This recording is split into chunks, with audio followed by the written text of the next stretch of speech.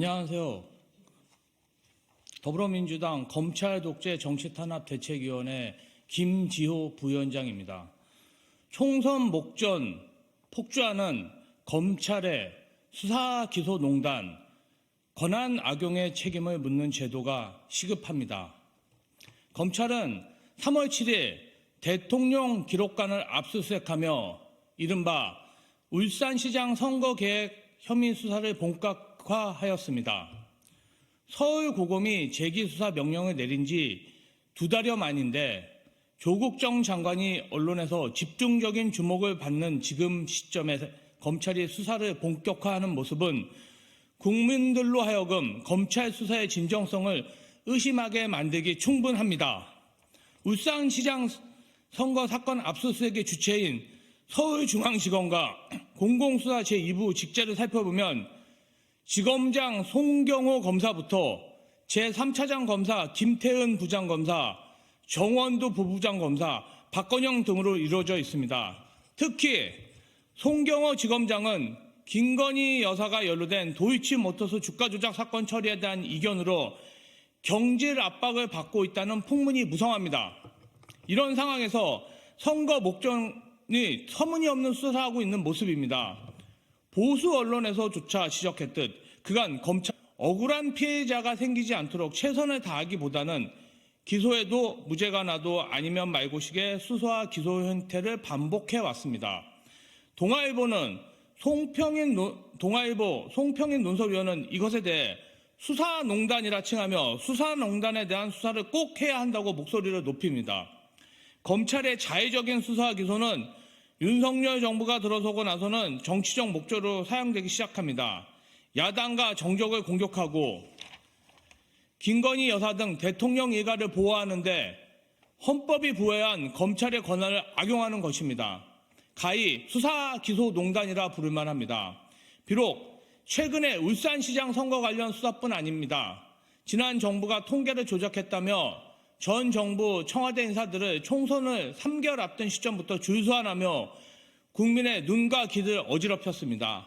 야당 대표와 그 배우자에 대한 내용은 차지하더라도 야당 관련 인사에 대한 검찰의 무자비한 행태는 하나하나 예를 들기 어려울 지경입니다. 전방위적으로 야당과 관련된 인사들에 대해 검찰은 압수수색 등 온갖 방법을 총동원하여 수사와 기소를 이어갔습니다. 반면 대통령 일가와 윤정무 인사에 대해서는 공권력이 작동하지 않습니다. 김건희 여사에 대한 의혹은 차고 넘치지만 검찰은 묵묵부답입니다. 수사를 하지 않고 불기소로 면죄부를 줍니다. 심지어 해병대 최상병 수사에 대한 외압을 행사했다는 의혹을 받는 이종섭 전 국방장관은 출국이 금지되었지만 대통령으로부터 호주 대사 임명장을 받았습니다. 수사와 기소가 불가능한 상황을 대통령이 만들어주는 상황까지 이르렀습니다. 검찰이 이러한 수사농단 행태에 대해 개탄만 하고 있을 수 없습니다. 우리 당은 검찰이 독점하고 있는 수사권에 대해 검경 수사권 조정을 통해 균형을 잡고자 하였습니다. 학자들은 검찰의 기소 편의주의와 관련하여 재정신청제도 활성화를 통한 통제가 필요하다고 주장해 왔습니다.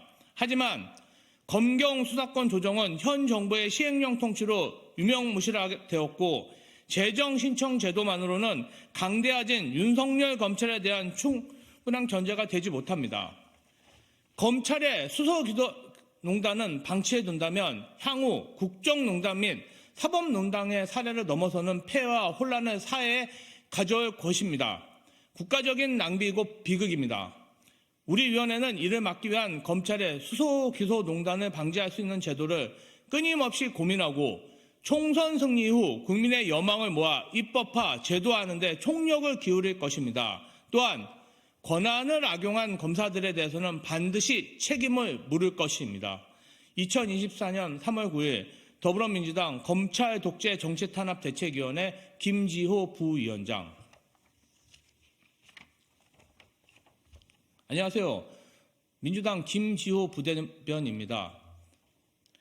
판교 e스포츠 경기장 백지와 관련 안철수 의원의 입장은 무엇인가에 대해 브리핑하겠습니다. 분당갑에 출마한 안철수 의원이 분당 판교 미래를 향한 품격 있는 변화를 내세우며 선거운동을 시작했다. 하지만 분당 판교를 위한다는 안 의원의 일성이 헛구화가 되지 않으려면 반드시 밝혀야 할 입장이 있다. 바로 판교 e스포츠 경기장 백지화 문제다.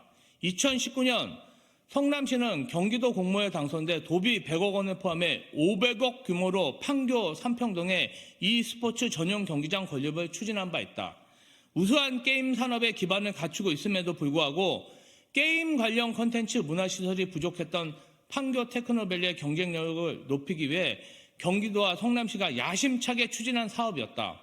그러나 국민의힘 신상진 시장이 취임한 후 2024년 1월 사업이 백지화돼 버렸다. 분당 판교 발전을 위해 추진되던 사업이 단지 시장이 국민의힘 소속으로 바뀌었다는 이유로 무산된 것이다. 이로써 성남 시민은 투입했던 도비 100억 원은 물론 젊은 청년층을 판교를 유입할 최첨단 문화복합 문화시설을 잃었다. 다른 지자체는 앞다퉈 유치 경쟁을 벌이고 있는 공공시설을 놓치고 만 것이다. 이런 상황이 벌어지고 있음에도 분당 판교를 대표한다는 안철수 의원은 어떤 입장인지 찾을 수가 없다.